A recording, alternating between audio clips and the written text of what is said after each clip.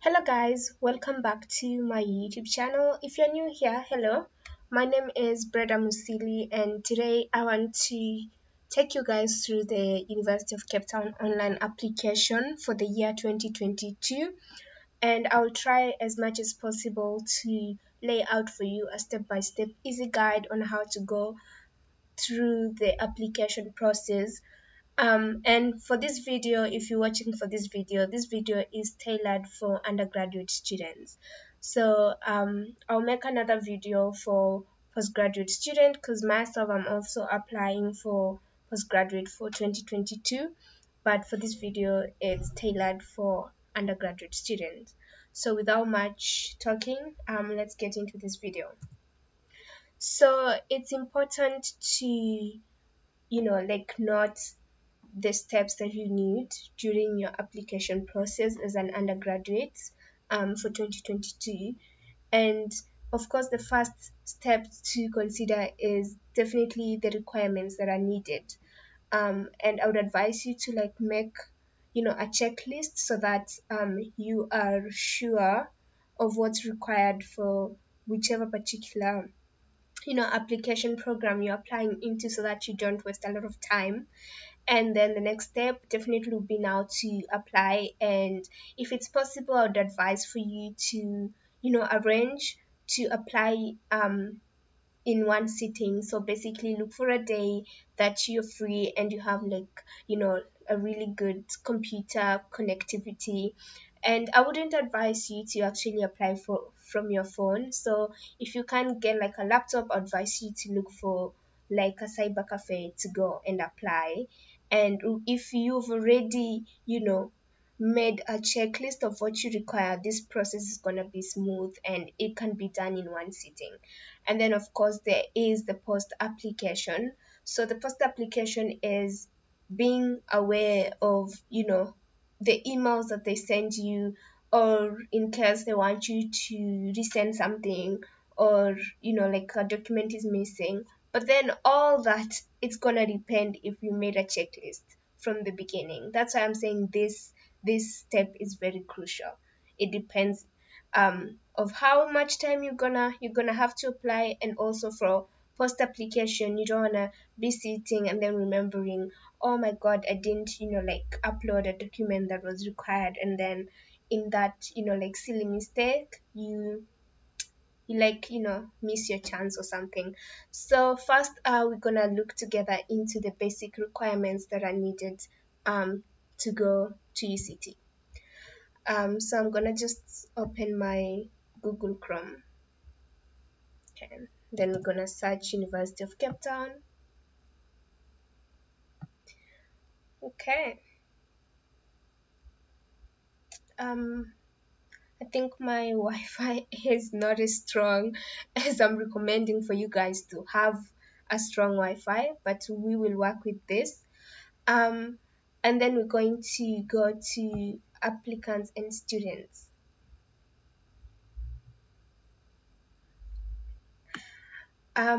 And I know you can just go straight to applying online, but I just want to show you the admission requirements. So this is for undergraduate again, as I said. So we're gonna just quickly just go through admission requirements.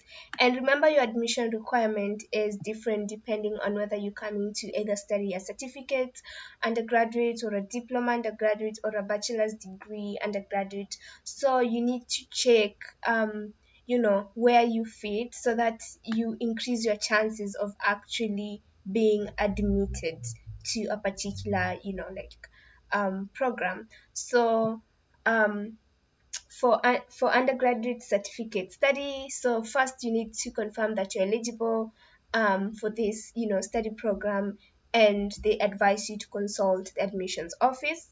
And I'm sure you can find their contact somewhere on this page.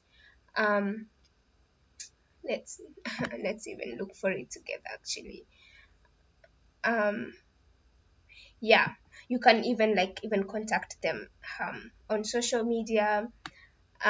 Yeah, but I'm sure you will, if you know a particular faculty that you're interested in, you can just type, like that faculty, and then let's say, for example, let me not say things, let's say engineering faculty UCT, for example, right? So you see here, there's contact us. So you'll have contact details if you want to talk to someone about a particular thing.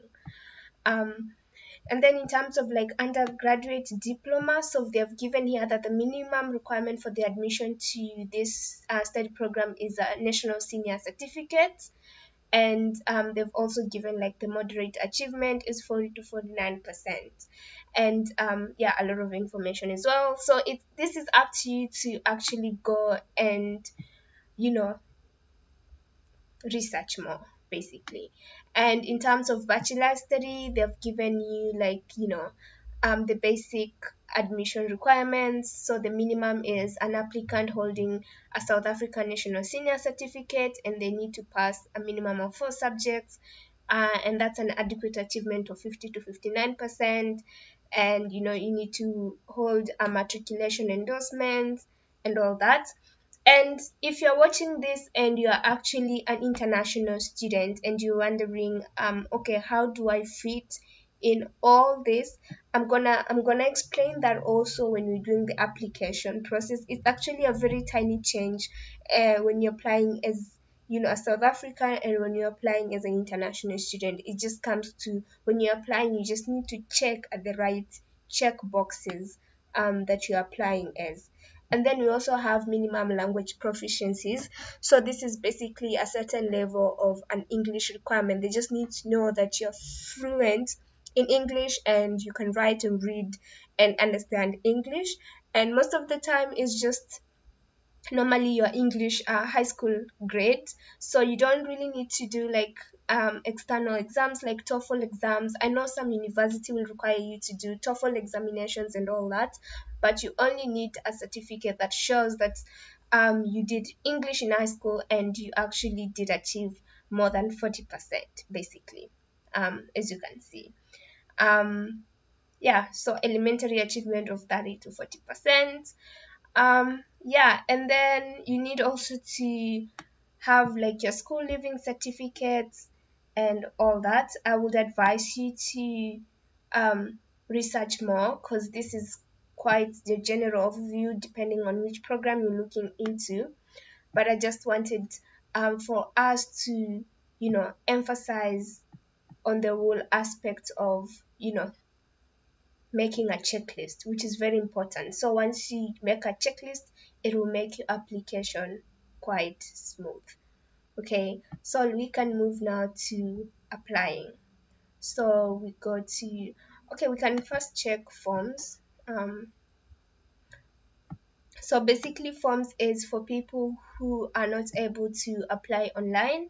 So don't feel the pressure. If you cannot apply online, you can still apply through the form. So you just need to download the respective form and then make sure that they are sent to the postal address and it's given here, and also the physical address is all given here.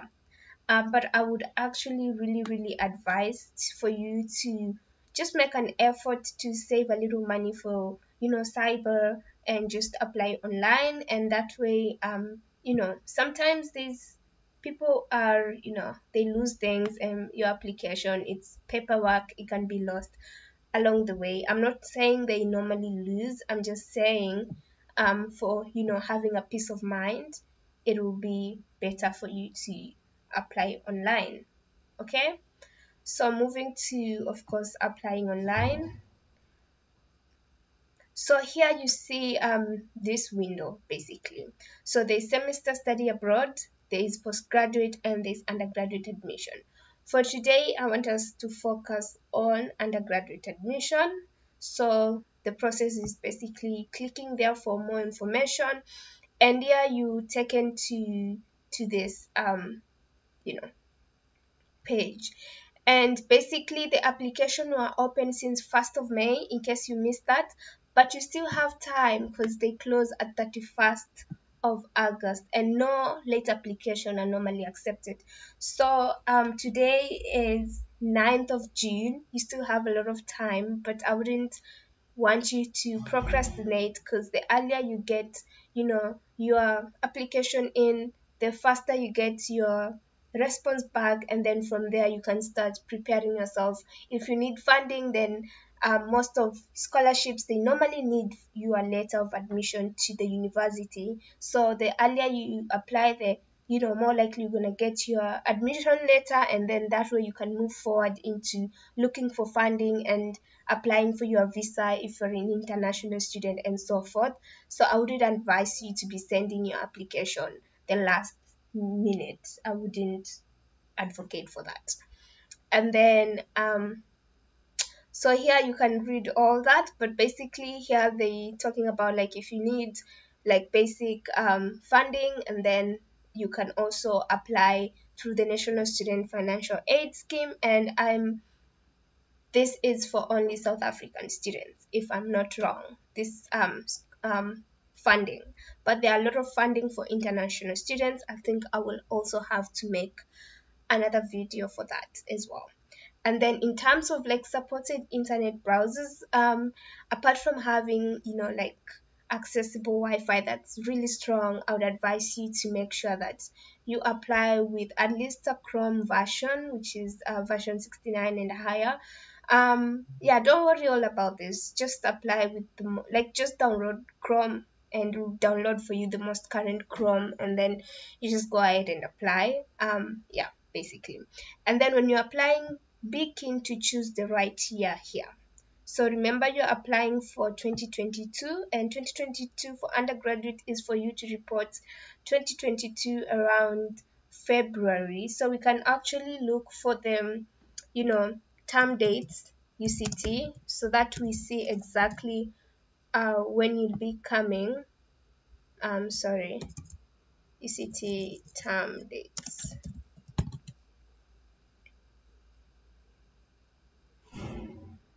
Um, okay. Yeah. So, as you can see here, the first day of school in 2022 will be 15th of February, basically, 15th of February. So, yeah, so basically, just make sure you select the right year, okay? So it's 2022, then you click here to continue. Then here it's gonna ask you if you're a first-time visitor to UCT online website. So basically this means, have you ever applied to UCT before? If not, you say no. If yes, you say yes, basically. So in my case, of course, I'm not a first-time visitor, so I'm gonna say no, because I've applied before for my undergraduate here at UCT. And then just for your case, you're gonna say yes, basically.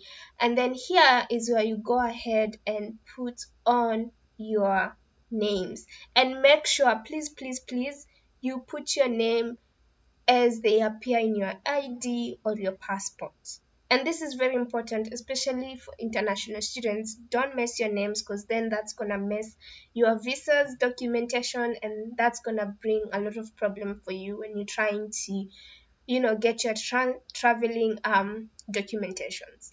So here, first name, surname, date of birth, email addresses, and confirm email addresses and password. And please put an email address that's responsible, like presentable. That's the word I'm looking for.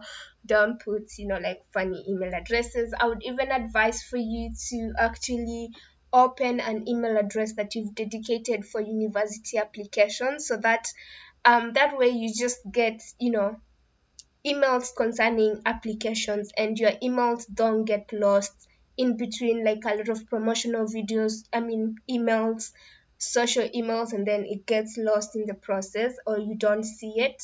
So I advise you actually to just have an email tailored for applications. Yeah, especially if you're not looking to only apply to UCT. Remember, university application is a jungle. Sometimes you just have to apply for a variety of them, and then see which one you get. So in my case, because I already have an account, I'm just gonna sign in. And I was actually I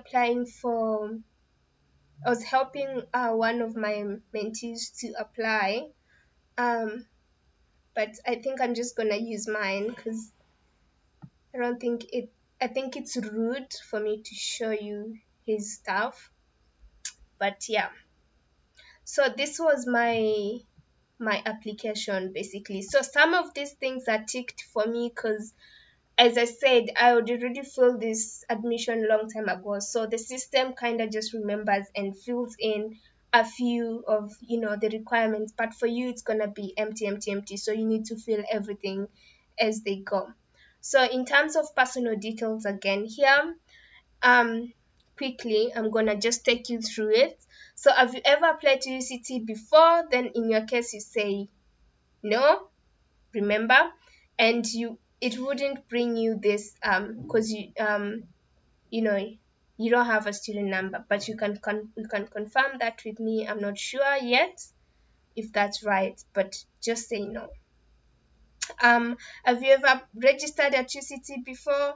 Have you ever been a registered student at a tertiary institution other than UCT? Of course, it's a no because you just reporting as a first year. Are you writing your examinations in 2021? If it's a yes, then you say you basically are you writing your high school living in 2021. So you say yes. I know most of you are writing this year, that's why you're applying to come for next year. And then have you ever have you worked since the last time you wrote your living? Of course it's a no. Then again, your first name, your surname, your date of birth, your title, your middle name if you have one, and your preferred first name, and then your sex and your home language. So here you just choose among all these options which one is your home language. For me, it's Kiswahili. That's Jambo. Jambo is basically hi. Yeah, so Jambo, guys.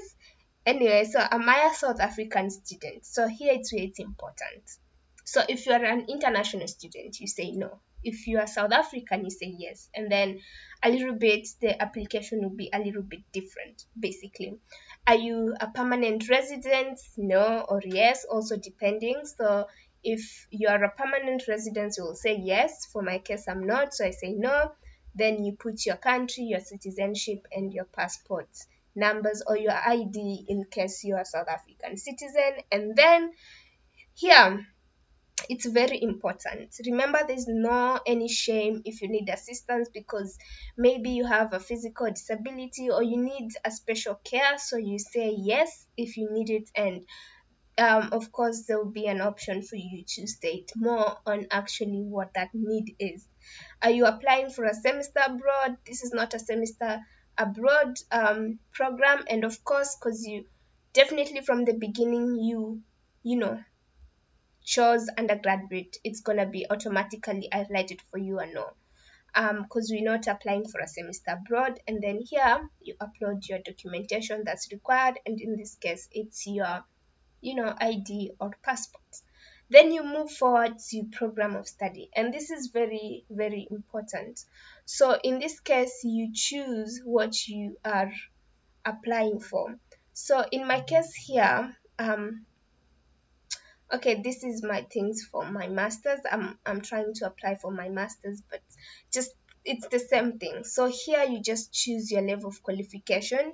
You choose as an undergraduate basically, and then you choose the right faculty that you're applying, and then you choose you know the course. So please, please, please, please research and be sure of the course that you want to apply, because you cannot come back to change. Once you submit, that's it, and you don't want to be choosing the wrong courses and being frustrated in the end. I mean, you can always change later. I'm not saying once you stuck maybe into the faculty of commerce, you're stuck to the faculty of commerce, you can move.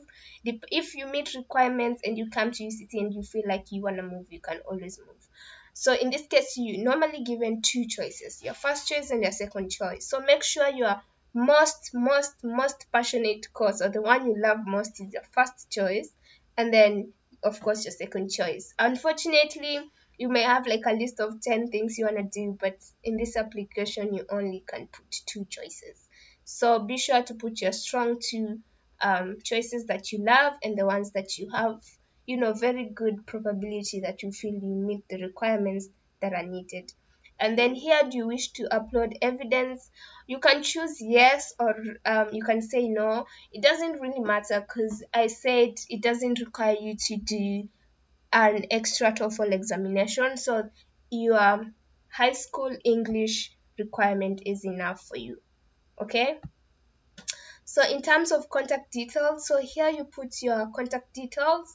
So your country, your postal code, your suburb.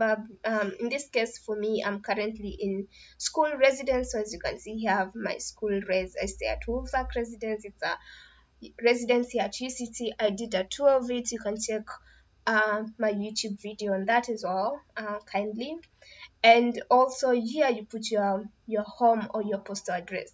So for those of us like myself who, like, our homes don't really have like house addresses or anything, you can just put a convenient address that you're sure that you can always get your certificates delivered to. So these are offices in Nairobi that I knew if the school UCT could send me like anything, they would call me and I would go collect. So it doesn't, you don't have to have, somewhere that you have.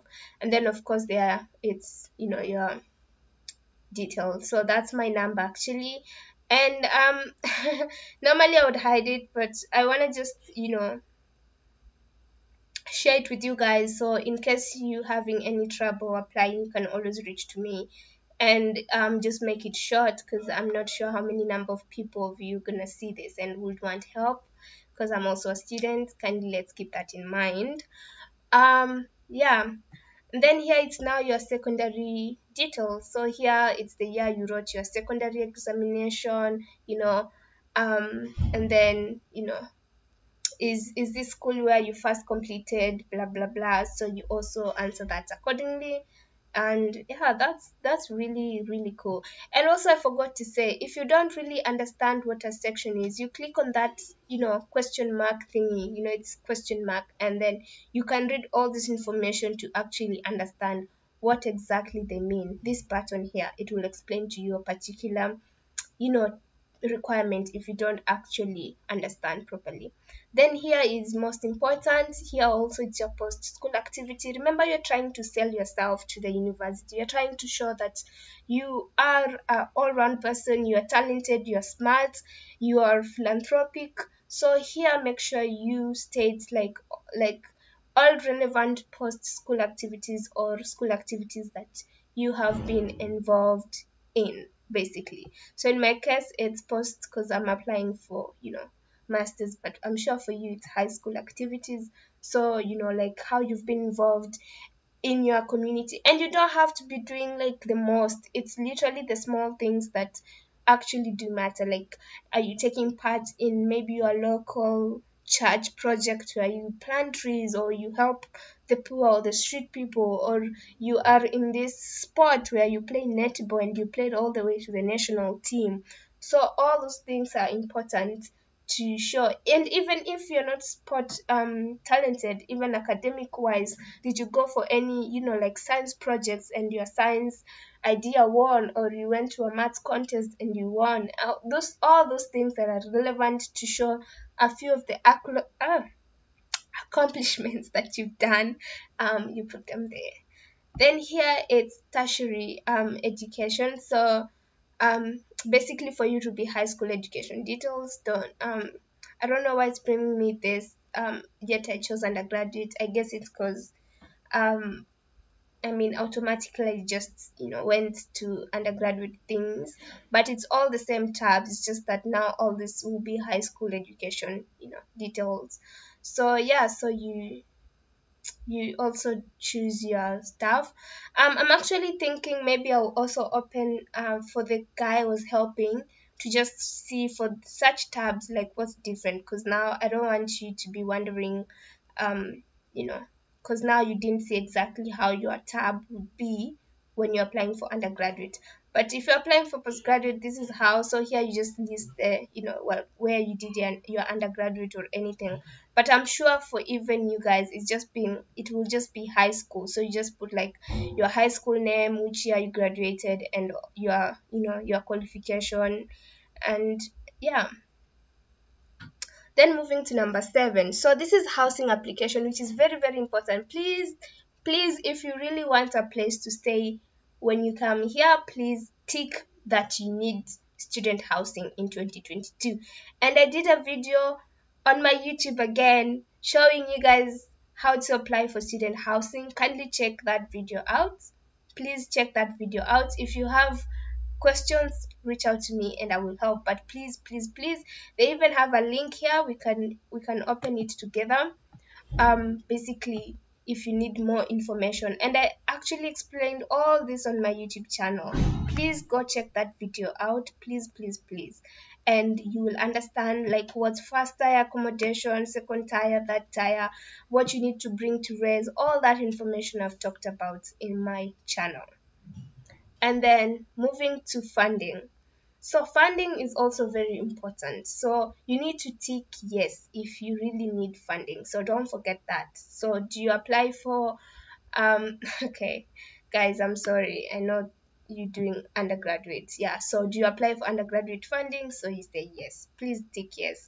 And then you can always read more information here and contact the undergraduate funding office. So you just go to Google and just search UCT undergraduate funding office, and then you can always pop them a question and call them, and so it's under the Department of Student Affairs, and look for a contact and pop them a call, or even just call the faculty again. Just call, like the faculty. If you're looking for maybe engineering, just call the faculty and tell them you're looking for this particular office. They will refer you to that office.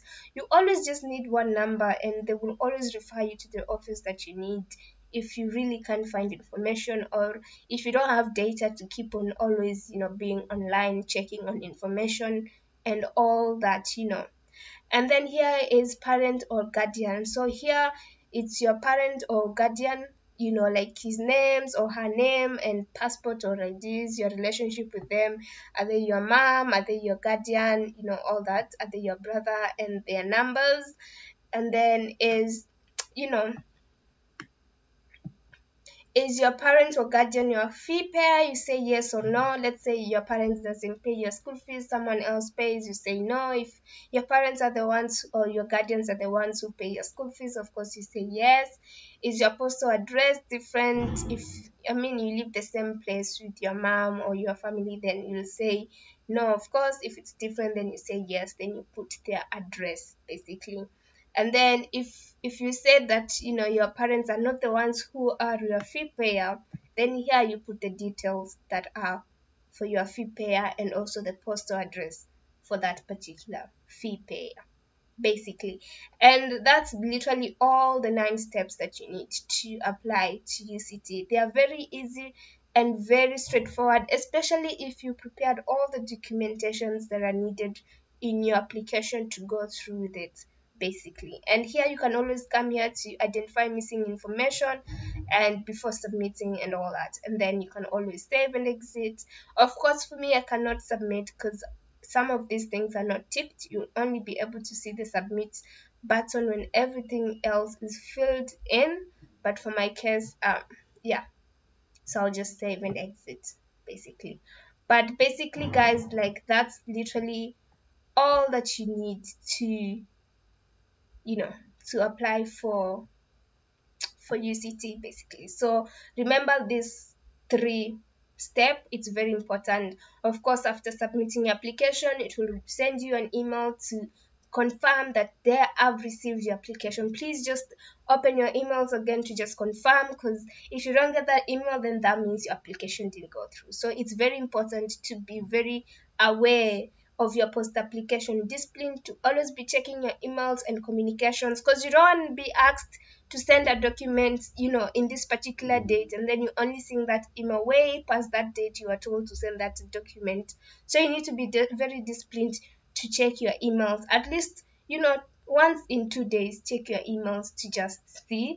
And yeah, basically that's all I have to say. Of course, guys, good luck with your application.